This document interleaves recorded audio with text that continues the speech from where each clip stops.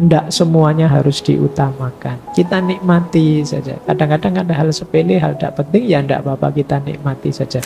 Tapi begitu ngobrol dengan tukang kebun, kata Russell, kok rasanya gampang, bisalah kita bahagia. Coba ngobrol dengan orang biasa-biasa itu. Target-target hidup yang membahagiakannya simple. Orang yang meremehkan dirinya sering dikejutkan oleh kesuksesan. Sedangkan orang yang melebih-lebihkan dirinya sendiri sering dikejutkan oleh kegagalan. Kejutan yang pertama, Mengaji Hening bersama Dr. Fahrudin Faiz. Mari kita simak.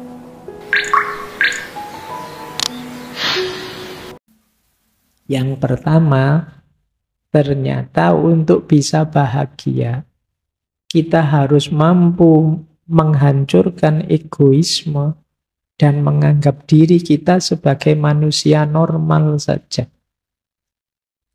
Ini penting menurut saya ya.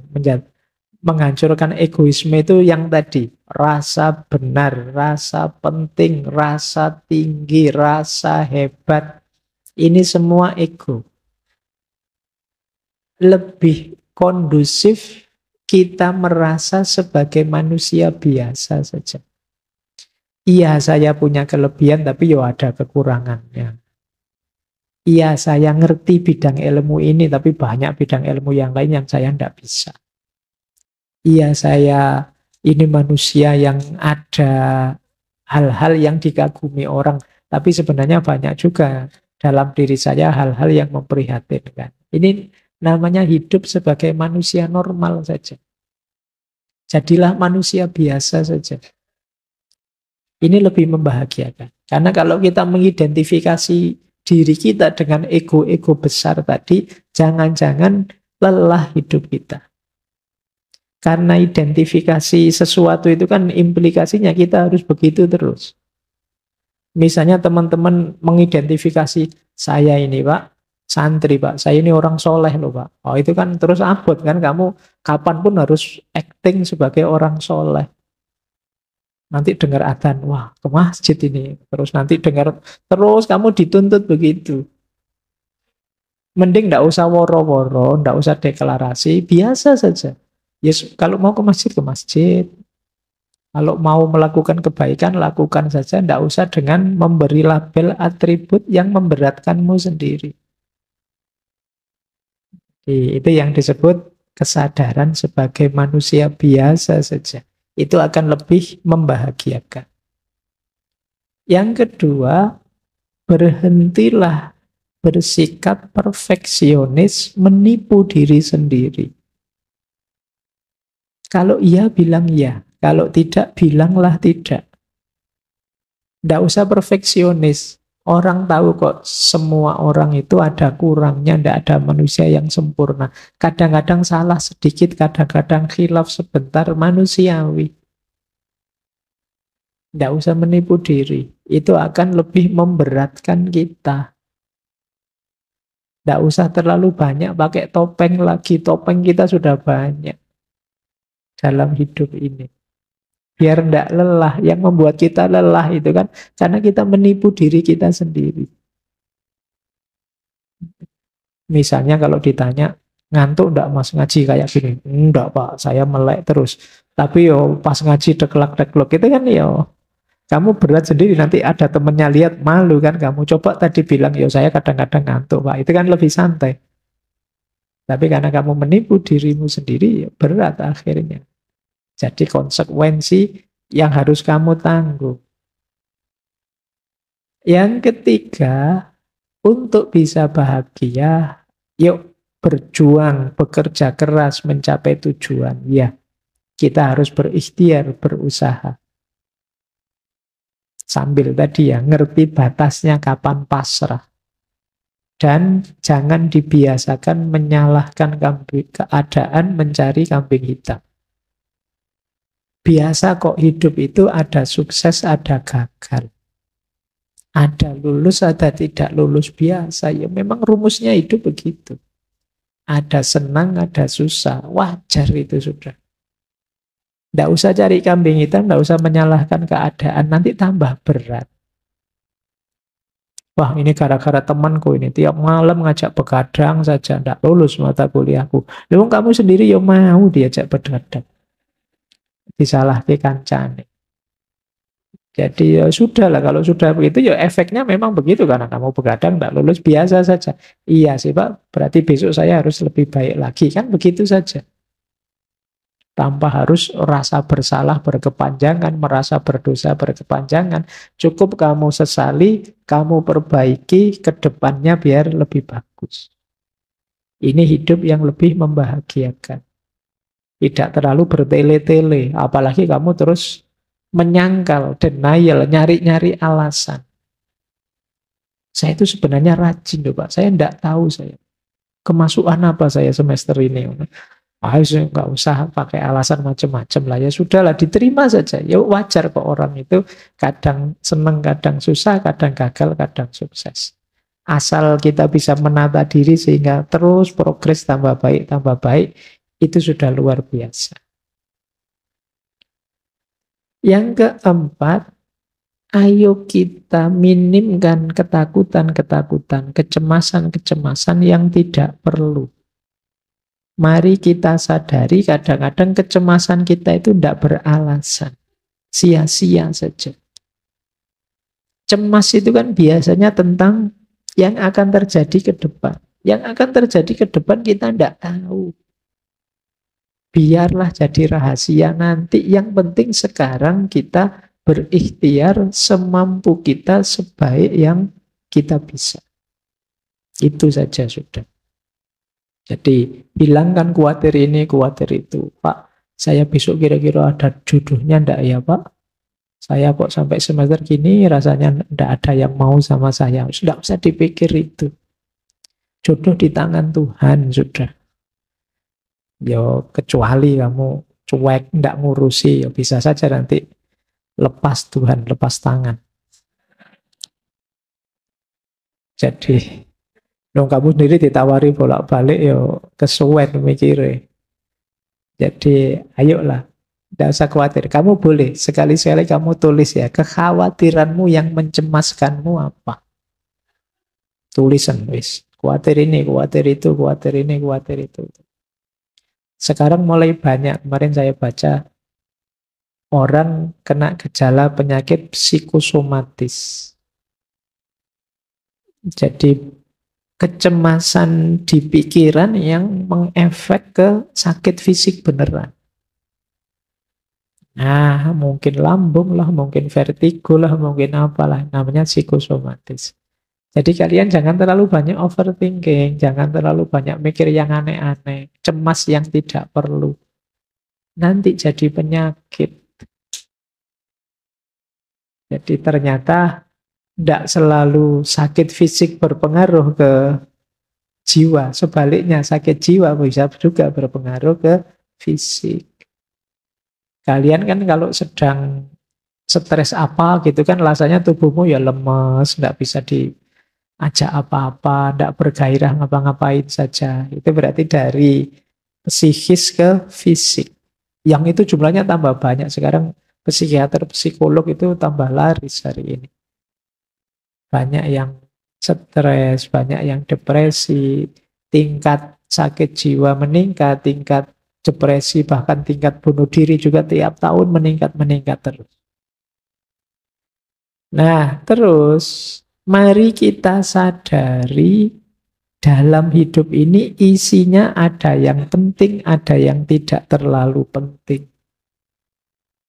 Tidak semuanya harus diutamakan. Kita nikmati saja. Kadang-kadang ada hal sepele, hal tidak penting, ya tidak apa-apa kita nikmati saja. Itu namanya kita sadari masalah hidup ini ya, tapi juga yang tidak terlalu penting jangan terlalu dipentingkan. Biar tidak terlalu sibuk kita. Biasanya kalau masih muda itu ingin semua masalah dipanggul sendiri. Tidak hanya masalah pribadi, mungkin masalah kampusnya, masalah negaranya, masalah dunia. Wah, ingin diselesaikan sendiri. Iya, kamu boleh komen kecil-kecil, boleh usul sedikit-sedikit, tapi tidak semuanya harus kamu perjuangkan sendiri. Kamu harus punya prioritas-prioritas, biar hidupmu lebih bahagia. Kenapa Mas kok belakangan gelisah? Saya mikir peradaban manusia hari ini itu loh Pak. Ya, kalau kalau sudah ngobrol itu diajak ke angkringan, saya ngangkring, yuk Mas tak traktir, wis. Daripada kabotan mikir dunia, ya. Semikir kuliah saja pontang-panting kamu. Ya nikmati hidupmu. Kamu boleh usul, boleh punya gagasan ini itu. Tapi tidak harus semua masalah kamu panggul sendiri. Nah yang terakhir, cara menaklukkan kebahagiaan adalah jangan biarkan dalam situasi apapun pikiranmu macet. Rasionalitasmu tidak jalan. Harus terus hidup akalmu. Jadi ini kuncinya manusia dan kemanusiaan itu kan akalnya yang hidup. Jangan dibiarkan kalian menjalani hidup autopilot. Autopilot itu, loh tiba-tiba sudah seminggu ya. Kok cepet ya sudah 1 bulan ya. Itu kemungkinan hidupmu autopilot. Jalan seperti biasanya. Yuk mulai agak diseriusi. Putusan demi putusan, langkah demi langkah. Biar tambah baik kualitas diri kita, dan biar kita tambah bahagia. Nah, ini kesimpulan-kesimpulan dari cara menaklukkan kebahagiaan. Dari bukunya Russell tadi. Normalnya yang dijelaskan tadi. Terakhir saya ingin masuk ke beberapa quotes dari buku itu yang menunjukkan ada sisi yang berbeda dalam gagasan tentang kebahagiaan ini. Yang saya sebut anomali-anomali. Yang pertama, ini menunjukkan orang iri dengki tadi. Ternyata menurut Russell, jika di dunia saat ini ada banyak orang yang lebih menginginkan kebahagiaan diri mereka sendiri daripada menginginkan ketidakbahagiaan orang lain, kita mungkin akan mendapatkan surga dalam beberapa tahun ke depan. Dari sini bisa kita simpulkan ternyata sebagian besar orang lebih banyak menghabiskan energinya untuk membuat orang lain tidak bahagia dibandingkan untuk membuat dirinya bahagia. Ini menurut pengamatannya Russell. Jadi banyak orang yang perspektifnya negatif terus tentang orang lain, sehingga dia terus iri, terus dengki. Dia tidak rela kalau yang lain dapat kenikmatan. Sementara dirinya tidak. Karena dia ingin lebih tinggi terus, lebih tinggi terus. Orang yang mindsetnya kompetitif tadi, yang dipenuhi rasa iri tadi, yang ada di pikirannya kan gimana caranya rivalku, sainganku, musuhku tidak bahagia. Dia tidak mikir gimana caranya saya bahagia. Yang dia pikirkan gimana caranya orang lain tidak bahagia. Oh, itu mindset seperti ini banyak kita temukan di medsos mungkin, termasuk apalagi menjelang tahun 2024. Itu banyak yang cara berpikirnya begini. Gimana caranya rivalku tidak bahagia? Entah dengan cara apa. Kadang-kadang bikin berita-berita bohong, hoax-hoax, dan lain sebagainya. Ini jenis anomali. Kalau semua orang berpikir gimana caranya saya bahagia, kata Russell, tidak lama lagi dunia ini kayak surga. Isinya orang-orang yang bahagia, ya orang bahagia itu berarti orang yang bersyukur. Nah, cuma ini mimpinya Russell, ya sulit sih. Orang itu kecenderungannya memang agresif, iri, dalam dirinya ada nafas namanya sabu'iyah. Ingin selalu menyerang dan menjatuhkan yang lain. Baik, anomali pertama ini. Coba kalian renungi ya, semoga yang hadir malam hari ini tidak ada yang di sini. Tidak ada yang mikirnya hanya jatuhnya yang kalian benci. Dalam bidang apapun. Kalian ingin maju boleh, tapi semoga tidak dengan cara menginjak dan menjatuhkan yang lain. Kalian ingin menang baik-baik saja, tidak apa-apa, hebat. Tapi tidak dengan cara merusak dan menghancurkan yang lain. Hebatlah dan menanglah bila perlu dengan mendukung dan menaikkan yang lain.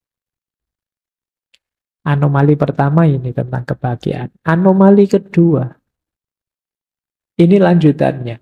Menurut cermatannya Russell lagi, beberapa orang hanya bisa bahagia dengan membenci orang lain, bangsa lain, atau kepercayaan lain.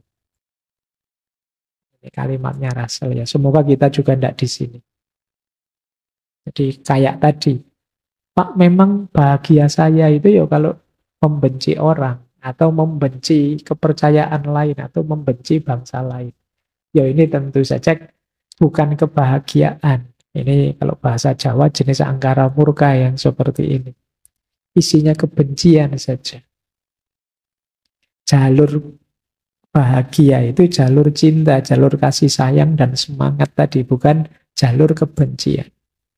Kebencian lewat jalur manapun tidak akan membuahkan kebahagiaan dalam bentuk apapun. Kalian boleh suka dengan atau tidak suka sesuatu, setuju atau tidak setuju sesuatu, tapi semoga bukan membenci. Karena kebencian betapapun sifatnya negatif. Emosi yang tidak hanya merusak yang kita benci, tapi juga merusak diri kita sendiri yang membenci. Ini yang disebut anomali. Kalau ada orang merasa, saya bahagianya ya kalau mukuli orang, Pak. Saya bahagianya ya kalau menghancurkan orang, Pak. Itu pasti bukan kebahagiaan. Mungkin kesenangan sesaat yang nanti efek negatifnya akan kita nikmati di fase-fase hidup selanjutnya. Berarti bukan kebahagiaan. Anomali kedua. Anomali ketiga. Kata Russell begini, saya menemukan sesuatu yang aneh. Setiap kali saya bicara dengan orang yang terpelajar, saya merasa yakin bahwa kebahagiaan itu tidak mungkin terjadi. Namun ketika saya bicara dengan tukang kebun saya merasa sebaliknya. Kenapa bisa begitu? Ya biasa sih, kita juga tahu kadang orang pinter itu suka membuat rumit hal-hal simpel. Barang yang sederhana saja terus dibikin jelimet. Jadi ruwet, jadi membahas kebahagiaan yang simpel, jangan iri, penuh kasih sayang lah, bekerjalah, itu kan sederhana sebenarnya. Tapi terus dibikin rumit, dibikin ruwet, akhirnya wah apa ya bisa bahagia saya dengan konsep serumit itu. Tapi begitu ngobrol dengan tukang kebun, kata Russell, kok rasanya gampang, bisalah kita bahagia. Coba ngobrol dengan orang biasa-biasa itu. Target-target hidup yang membahagiakannya simpel. Tidak jelimet. Kalau kalian ditanya, gimana caramu bisa bahagia? Wah, saya ingin jadi manusia yang bisa eksistensinya berkontribusi pada kehidupan baik di level vertikal maupun horizontal. Di mana? Itu cek rumit wong cuma pengen seneng saja kok. Dirumuskan senjelimet itu. Itu yang membuat Russell ngomong pengen bahagia, kalau ngobrol sama orang pinter malah jadi rumit. Sudahlah sama tukang kebun saja simpel, sama teman-teman nongkrong pinggir jalan, itu lebih simpel, gampang. Tidak terlalu dirumit-rumitkan teori. Makanya dia nulis buku ini buku tidak untuk kalangan terpelajar. Mungkin khawatirnya kalau ketemu orang terpelajar terus didebat. Tidak jadi bahagia, jatuhnya debat akhirnya. Oh masa iya begitu? Nggak cocok dengan teorinya filosofi ini, filosofi itu. Ruwet wes. Tidak jadi bahagia akhirnya. Jadi bubar sudah. Kan kadang-kadang gitu. Kadang yang pinter itu malah menyusahkan kita. Rapat enak-enak, yang rapat lugu-lugu itu cepet diputuskan gini ya gitu selesai gitu. Iya. Tapi begitu yang rapat pinter-pinter, wah ndak selesai-selesai wis. Panjang argumen ini, argumen itu, kira-kira ini, kira-kira itu, tambah ruwet wis. Nah, kadang-kadang begitu dalam hidup ini. Kita selalu membuat rumit hal-hal yang sederhana. Sehingga hidup yang semula simpel jadi rumit. Ini yang ditemukan oleh Russell. Anomali lagi. Kata dia begini, orang yang meremehkan dirinya sering dikejutkan oleh kesuksesan. Sedangkan orang yang melebih-lebihkan dirinya sendiri sering dikejutkan oleh kegagalan. Kejutan yang pertama menyenangkan, dan kejutan yang kedua tidak menyenangkan.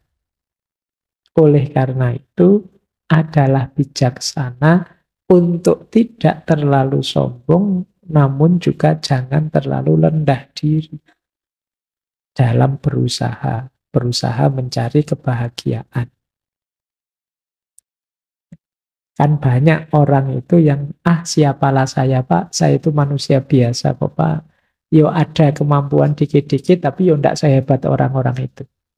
Ini kadang-kadang orang yang seperti ini, ketika sukses itu kan kaget dia. Alhamdulillah ternyata Allah Maha Penyayang ini, saya dapat sukses yang luar biasa. Kagetnya kaget senang. Tapi kalau kita terbiasa sombong, saya hebat Pak, saya lebih dari semua teman saya yang lain, itu kan begitu gagal, yo kejutannya kejutan pahit. Jadi oleh karena itu apa kata Russell, ya sudahlah, tidak usah terlalu merendahkan diri atau menyombongkan diri, biar tidak gampang terkejut. Biasa saja, nikmati saja apapun yang kita alami. Jangan melebih-lebihkan, juga jangan mengurang-urangkan. Yo paling tidak yang paling negatif ya melebih-lebihkan, karena kekagetannya kekagetan yang negatif. Kekagetan ketika menemukan kegagalan. Ini anomali dari Russell ketika melihat ternyata banyak orang yang sikapnya keliru untuk merancang kebahagiaan. Ada yang terlalu meremehkan dirinya sendiri, ada yang terlalu membesar-besarkan dirinya sendiri. Dua-duanya tidak positif karena potensial terkejut. Meskipun terkejut yang pertama enak, terkejut karena sukses. Terkejut yang kedua pahit, karena terkejut karena gagal. Baik, saya kira itu ya, teman-teman. Itu materi dari Russell tentang cara menaklukkan kebahagiaan. Persis seperti yang dikatakan Russell, ini tidak rumit. Tidak perlu mengernyitkan dahi membahas rumit-rumit. Di masyarakat biasanya yang berjalan untuk meraih kebahagiaan ya rumus-rumus tadi. Tinggal bagaimana pentingnya kita menghidupkannya dalam keseharian kita. Terima kasih sudah menyimak. Semoga channel Mengaji Hening bersama Dr. Fahrudin Faiz selalu bisa memberikan ilmu, motivasi, dan kebermanfaatan. Salam sehat dan bahagia.